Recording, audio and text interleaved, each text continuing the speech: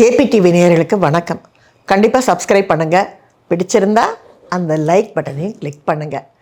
ஆக்சுவலாக நீங்கள்லாம் எனக்கு கமெண்ட்டில் கொடுத்துருந்தீங்க. அதுவும் முக்கியமாக 3 பேர், சஹிரா, பர்வீன், சத்யு அப்படிங்கிறவங்க மேம் தயவுசெய்து ஜீனத் அமனை பற்றி பேசுங்க அப்படின்னு ரொம்ப நாளைக்கு முன்னாடியும் கேட்டிருந்தீங்க, சமீபத்துலேயும் கேட்டிருந்தீங்க. ஸோ அதை பற்றி நம்ம பேசணும் அப்படின்னு சொல்லி முடிவெடுத்து அவங்கள பற்றி கொஞ்சம் நிறைய நான் ரிசர்ச் பண்ண ஆரம்பித்தேன். நிஜமாக சொல்கிறேங்க, நீங்கள் இது வரைக்கும் எந்த எபிசோடு பார்த்தீங்களோ பார்க்கலையோ எனக்கு தெரியாது. ஆனால் இந்த ஒரு எபிசோடை மட்டும் நீங்கள் தயவுசெய்து மிஸ் பண்ணாதீங்க.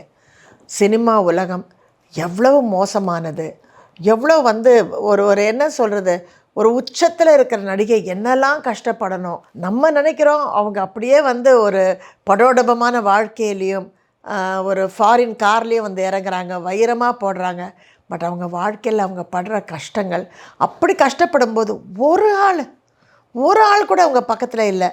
ஆக்சுவலாக பார்த்திங்கன்னா சமீபத்தில் உங்கள் எல்லாருக்குமே தெரியும் எங்கள் அக்கா விஷயத்தில் நான் எவ்வளோ கஷ்டப்பட்டேன்னு சொல்லி.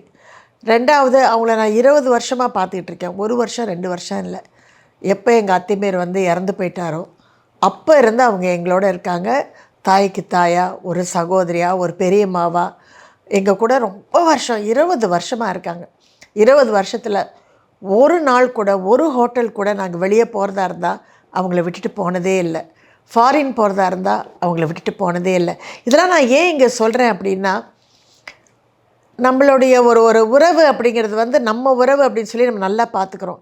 ஆனால் ஒரு செகண்டில் எல்லாம் முடிஞ்சதுக்கப்புறம் அவங்க மகன் கேட்டார், நீங்கள் என்ன பண்ணீங்க? அவங்க உங்கள் குழந்தைங்கள பார்த்துக்கிட்டாங்க, அதனால் நீங்கள் சுயநலத்துக்கு தானே பண்ணீங்க அப்படின்னு ஒரே வார்த்தையில் சொல்லி முடிச்சிட்டாரு. அப்படியே ஷாக் ஆகிட்டேன், உடஞ்சி போயிட்டேன் நான். ஏன்னா அந்த குழந்தைய நான் தூக்கி வளர்த்த குழந்தை. அந்த பையனும் யாரோ கிடையாது, எங்கள் அக்காவோட பையன். நான் என் கையால் தூக்கி அவனை வளர்த்துருக்கேன். அப்போது ஒரு சுயநலத்துக்காக தான் பார்த்துருக்கீங்க நீங்கங்கிற வார்த்தை அங்கேருந்து வந்த உடனே நான் ரொம்ப உடஞ்சி போயிட்டேன். இன்ஃபேக்ட் கதறி அழுதுட்டேன்னு கூட சொல்லணும். நான் என்னடா இது உலகம். ஆனால் கிருஷ்ணன் எனக்கு புரிய வைக்கிறாரு. ஒரு நிமிஷம் கட் பண்ணிக்க. ஆக்சுவலாக பார்த்தோன்னா கிருஷ்ணன் எனக்கு புரிய வைக்கிறாரு, யாருமே சொந்தம் இல்லை, உனக்கு சொந்தம் எல்லாமே நான் மட்டும்தான். எதுக்காக நீ சொந்தம் பந்தம்லாம் நினைக்கிறேங்கிறத எனக்கு ஒவ்வொரு தடவையும் புரிய வைக்கிறாரு. அப்போ நான் ரொம்ப நொந்து போய் மனசு கஷ்டமாக இருக்கும்போது இந்த எபிசோடை பற்றி நான் படிக்க ஆரம்பிக்கும் போது, இவங்க பட்ட அளவுக்குலாம் கஷ்டம் நான் படலையே, நான் மட்டும் தனியாக கஷ்டப்படலை, உலகத்தில் இருக்கிற ஒவ்வொருத்தருமே கஷ்டப்பட்டுக்கிட்டு தான் இருக்கிறாங்க. ஆனாலும் அந்த கஷ்டத்துலேயும் என் கிருஷ்ணன் என் கூட இருந்து என்னை எவ்வளோ ஸ்ட்ராங்காக வச்சுருக்காருன்னு நினைக்கும்போது, கிருஷ்ணா ஐ லவ் யூ அப்படிங்கிறத தவிர வேறு எதுவுமே என்னால் சொல்ல முடியல. சரி வாங்க கதைக்குள்ளே போகலாம்.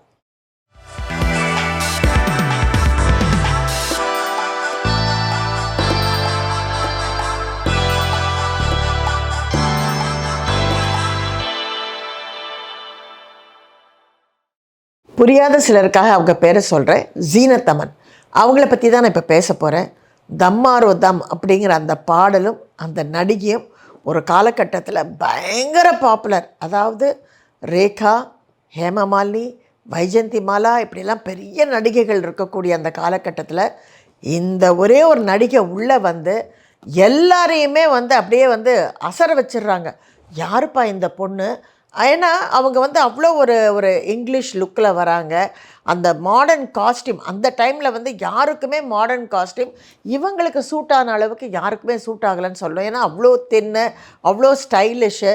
அண்ட் இவங்களுடைய பாடல்கள் எல்லாமே பெரிய பெரிய ஹிட்டாக, ஒரு படம் நல்ல ஹிட் ஆகணும்னா கதை எந்த அளவுக்கு முக்கியமோ அந்த அளவுக்கு முக்கியம் படத்தில் வரக்கூடிய பாடல் கூட.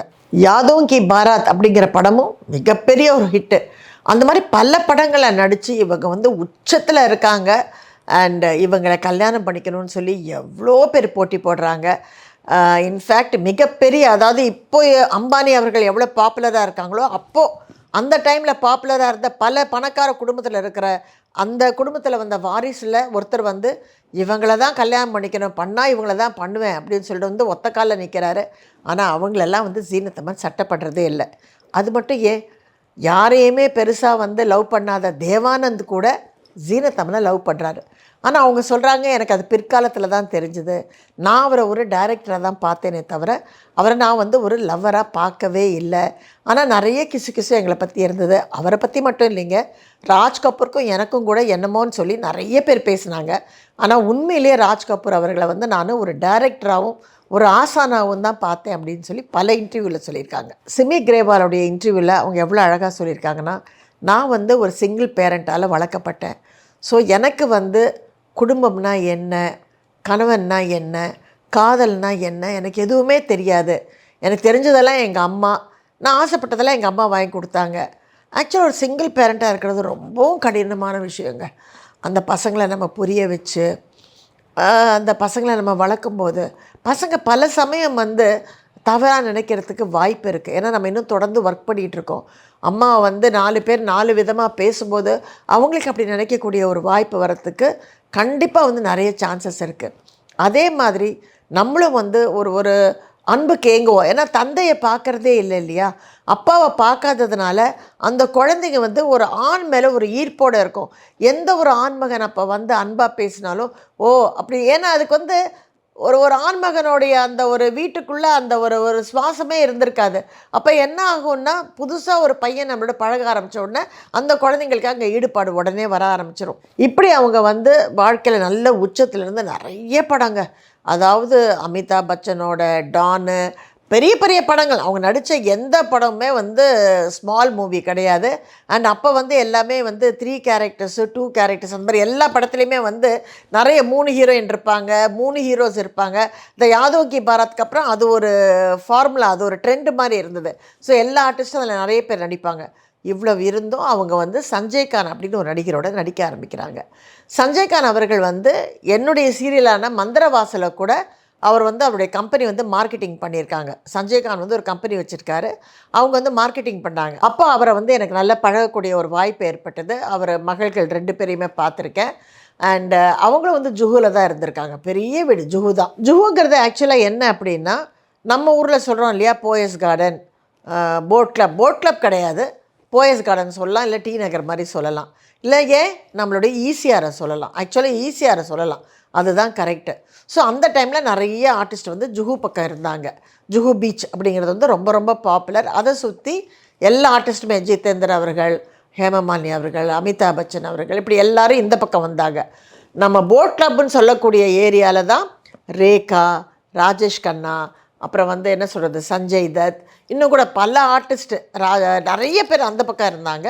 இன்னும் பணக்காரர்களாக இருக்கக்கூடிய நடிகைகள் எல்லாம், அதாவது நம்மளுடைய என்ன சொல்கிறது, பாரிஸ் கார்னர் வந்து ரொம்ப மோஸ்ட் எக்ஸ்பென்சிவ் ஏரியான்னு சொல்லுவாங்க இல்லையா, நமக்கு அது கஜி நிறைய பிஸ்னஸ் ஏரியாவாக இருக்குது. ஆனால் அங்கே நரிமன் பாயிண்ட்டுங்கிறது ரொம்ப உச்சத்தில் இருக்கிறவங்க மட்டும்தான் அஃபோர்ட் பண்ண முடியும். சாதாரண ஒரு சின்ன ஃப்ளாட்டே, 2 பெட்ரூம் ஃப்ளாட்டே இங்கே 12 கோடியாக இருக்கும். அப்போ நீங்கள் பார்த்துக்கோங்க, ஒரு 4 பெட்ரூம் ஃப்ளாட் வாங்கணுன்னா 30 கோடி குறைஞ்சது இல்லாமல் அந்த காலகட்டத்திலே வாங்க முடியாது. இப்போல்லாம் 100 கோடியாக இருக்கலாம். ஸோ அந்த மாதிரி பணக்கார ஆர்டிஸ்டெல்லாம் அந்த பக்கம் இருப்பாங்க. இதுதான் ஜுஹூ பற்றின கதை. இந்த ஜுஹூவில் வாழ்ந்துக்கிட்டு இருந்த இந்த சஞ்சய் கான் அவர்கள் ஏற்கனவே அவருக்கு கல்யாணம் ஆகி 2 பெண் குழந்தைகள். அதில் ஒரு பொண்ணு தான் ஃப்யூச்சரில் வந்து ரித்திக் ரோஷனை கல்யாணம் பண்ணுறாங்க. ஆனால் இவங்க வந்து சஞ்சய் கானோட நடிக்கும்போது அவங்கெல்லாம் சின்ன சின்ன பொண்ணுங்க. அவர் மேலே இவங்களுக்கு காதல் ஏற்படுது. அவரும் பயங்கரமாக வந்து எனக்கும் என் மனைவிக்கும் ஒத்துப்போகலை, ரொம்ப பிரச்சனை, எனக்கு வந்து ஒரு ஆம்பளை பிள்ளை வேணும்னு ரொம்ப ஆசை, ஆனால் எனக்கு 2மே வந்து பொம்பளை பசங்க தான், எனக்கு ஆம்பளை பையன் இல்லை, அப்படி இப்படின்னு சொல்லி என் வம்சத்தை யார் கொண்டு போவாங்க, நிறைய, அதாவது ஒரு ஆண் வந்து ஒரு பெண்ணை வேணும்னு நினச்சிட்டாங்கன்னா எல்லா கதையும் சொல்லுவாங்க. என்கிட்டயே என் வீட்டுக்காரர் அப்படி தான் சொல்லிகிட்டு இருந்தார், ஆம்பளை பிள்ளை இல்லை, உனக்கு ஆம்பளை பிள்ளை இல்லை, ஆம்பளை பிள்ளை வேணும்னு போட்டு நம்மளை டார்ச்சர் பண்ணுவாங்க. அந்த மாதிரிலாம் அவங்கக்கிட்ட சொல்லி அவங்க என்ன பண்ணுறாங்க, அவரை கல்யாணம் பண்ணிக்கிறோங்கிற முடிவுக்கு வந்துடுறாங்க. இதுக்கு ஜீனத் அமனுடைய அம்மா வந்து ஒத்துக்கவே மாட்டேங்கிறாங்க. வேண்டவே வேண்டாம், உனக்கு என்ன பைத்தியமாக பிடிச்சிருக்கு, நீ எதுக்காக ஒரு கல்யாணம் பண்ணவனை போய் நீ போய் கல்யாணம் பண்ணிக்கணும், இல்லைம்மா அவர் வந்து முஸ்லீம், அவர் வந்து 3 கல்யாணம் பண்ணிக்கலாம், ஸோ நான் எனக்கு டிவோர்ஸ் அந்த மாதிரி பிரச்சனைலாம் இல்லை, அவங்க ஒய்ஃபும் இருக்கலாம் நானும் இருக்கலாம். வெக்கமாக இல்லை உனக்கு, அவங்க ஒய்ஃபும் இருக்கலாம் நீயும் இருக்கலான்னு சொல்கிறிய, உனக்கு என்னடி குறைச்சல், உன் அழகுக்கு என்ன, உன் ஹைட்டுக்கு என்ன, உன்னுடைய ஸ்டேட்டஸ் என்ன, டாப் ஹீரோஸோட ஆக்ட் பண்ணிகிட்ருக்கேன். இவன் வந்து ஒரு ஃப்ளாப் ஹீரோ, பெரிய ஹீரோ கூட கிடையாது. அட்லீஸ்ட் ஒரு ஃபெரோஸ் கானாவது ரொம்ப பெரிய பாப்புலராக இருக்கார் அவங்க அண்ணன். ஆனால் இவர் வந்து நடித்த படம் எல்லாமே வந்து ஊற்றிக்கிட்டு போகுது. நீ எதுக்கு இப்படி பண்ணுற? தேவையில்லாமல் இந்த தப்பை பண்ணாத, வேண்டவே வேண்டாம். உனக்கு இருக்கிற அழகுக்கும் அறிவுக்கும் தயவு செய்து அந்த பணக்கார வீட்டு பையன் பின்னாடியே சுற்றுறான். எனக்கு அந்த பையனுடைய பேர் ஞாபகத்தில் இல்லை, பட் அந்த இன்டர்வியூவில் வந்து சிமி சொல்லியிருக்காங்க, நீங்கள் கேட்டுக்கலாம்.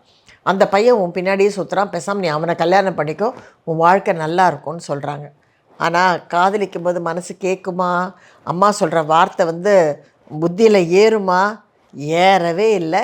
இவங்க என்ன பண்ணுறாங்கன்னா, பிடிவாதமாக யாருக்குமே சொல்லாமல் அவங்க ஒரு முஸ்லீம் சட்டப்படி அவரை போய் கல்யாணம் பண்ணிக்கிறாங்க. கல்யாணம் பண்ணி 2 மாதம்தாங்க ஆகுது. இவங்க ஏதோ ஒரு அவுட்டோர் ஷூட்டிங் போயிட்டு வராங்க. அதுக்குள்ளே அவருடைய ஒய்ஃபு, அதாவது சஞ்சய் கானுடைய ஒய்ஃபுக்கு விஷயமெல்லாம் தெரிஞ்சு அவங்க பெரிய கலாட்டாலாம் பண்ணி அவரை வந்து மிரட்டி உருட்டி, கண்டிப்பாக வந்து உன்னை நான் நடுரோட்டு கொண்டு வந்துடுவேன்னு சொல்லி, அவங்களும் கொஞ்சம் வசதியானவங்க. அதே சமயம் வந்து இவரை பயங்கரமாக மிரட்டி, 2 பொன் குழந்தைங்க வேறு இல்லையா, அவங்களுக்கு ஆல்ரெடி வந்து நிறைய இந்த அண்டர் வேர்ல்டோடலாம் நல்ல கனெக்ஷன் இருந்தது சஞ்சய் கானுக்கு. அதனால் அவங்க வந்து அவங்கக்கிட்டெல்லாம் பேசி, அவங்கெல்லாம் சஞ்சய்க்கு ஃபோன் பண்ணி, இதெல்லாம் நீ பண்ணாத, உன் பொண்டாட்டியோட ஒழுங்காக வாழு அப்படின்னு சொல்லி அவங்க வேறு அங்கிறத மிரட்ட இவர் கொஞ்சம் பயந்துடுறாரு. அது மட்டும் இல்லை, அவங்க பொண்டாட்டி ஒரு பெரிய கண்டிஷன் போடுறாங்க. இதுதான் எனக்கு மனசுக்கு ரொம்ப வருத்தமாக இருந்தது. தப்பு பண்ணுறது உன் புருஷன், ஆனால் கண்டிஷனை பாருங்கள், நீ அவளை வரவழைச்சு என் முன்னாடி நீ அவளை வந்து அடிக்கணும், அதுதான் அந்த கண்டிஷன். ஸோ பாவம் ஜீனத் அமனுக்கு இதெல்லாம் ஒன்றுமே தெரியாது. அவங்க ஷூட்டிங் முடிஞ்சு வெளியூர்லேருந்து அவங்க பாம்பேக்கு திரும்பி வராங்க. இப்போ சஞ்சய் கான் வந்து அவங்கள மிகப்பெரிய ஒரு ஹோட்டலில் டின்னருக்கு கூப்பிடுறாரு. இவங்களும் வந்து ரொம்ப சந்தோஷமாக சரி டின்னருக்கு கூப்பிட்ருக்காரு, அங்கேருந்து நம்ம 2 பேரும் ஒன்றா வீட்டுக்கு போயிடலாங்கிற மாதிரி ஏதோ சொல்லியிருக்காரு. இவங்க கிளம்பி அங்கே போக, அங்கே ஒரு ஒய்ஃபோட உட்காந்துருக்க, பெருசாக தகராலாக அவங்க ஒய்ஃப் இவங்களை திட்ட, இவர் திட்ட, எல்லாரும் முன்னாடியும் ஹோட்டலில் இவங்களை அடித்து, இவங்களுடைய அந்த ஜான்னு சொல்லுவாங்க இல்லையா, அந்த ஜா வந்து உடஞ்சி போகுது. ஜா உடஞ்சி அந்த கண்ணெல்லாம் ஒரு பக்கம் வந்து கொஞ்சம் ஒரு மாதிரி அவங்களுக்கு வந்து இழுத்துக்குது. ஜா வந்து பயங்கரமாக உடஞ்சிடுது. அப்படியே கூனி குறுகி போய் குற்றுயிரும் கொலை உயிருமான்னு சொல்லுவாங்க இல்லையா, அந்த மாதிரி இவங்க போய் ஹாஸ்பிட்டலில் இவங்களே ப்ளீடிங்கோட, அந்த ஹோட்டலில் இருக்கிறவங்க ப்ளீடிங்கோடு இவங்களை கொண்டு போய் அங்கே, அப்போது அந்த டவுனில் என்ன ஹாஸ்பிட்டல் இருந்ததோ அதில் கொண்டு போய் இவங்களை சேர்க்குறாங்க.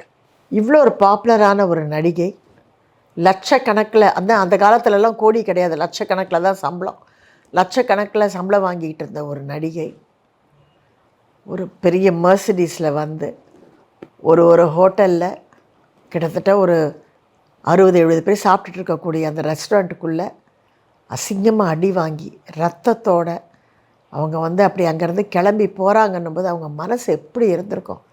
அவங்க என்ன தப்பு பண்ணாங்க? அவரை காதலிச்சாங்க, அதை தவிர அந்த பொண்ணு எந்த தப்புமே பண்ணலையே. பட் கல்யாணமானவனை காதலிச்சாங்க, ஸோ அது தப்பு தானே. எக்காரணத்தை கொண்டும் நீ கல்யாணமானவனை காதலிக்கக்கூடாதுன்னு தானே அவங்க அம்மா சொன்னாங்க. அவங்க அம்மா பேச்சை கேட்டிருந்தா இன்றைக்கி தன்னுடைய தாடை எலும்பு உடஞ்சி கண்ணில் இருந்தெல்லாம் ரத்தத்தோட, காதில் இருந்தெல்லாம் ரத்தத்தோட அந்த பொண்ணு வந்து அங்கேருந்து கிளம்பி போக வேண்டிய ஒரு அவமானம் அந்த பொண்ணுக்கு ஏற்பட்டிருக்குமா? சரி, மேற்கொண்டு என்ன நடந்ததுங்கிறத அடுத்த எபிசோடில் பாருங்கள். For more such exclusive contents, do subscribe this channel and click the bell icon.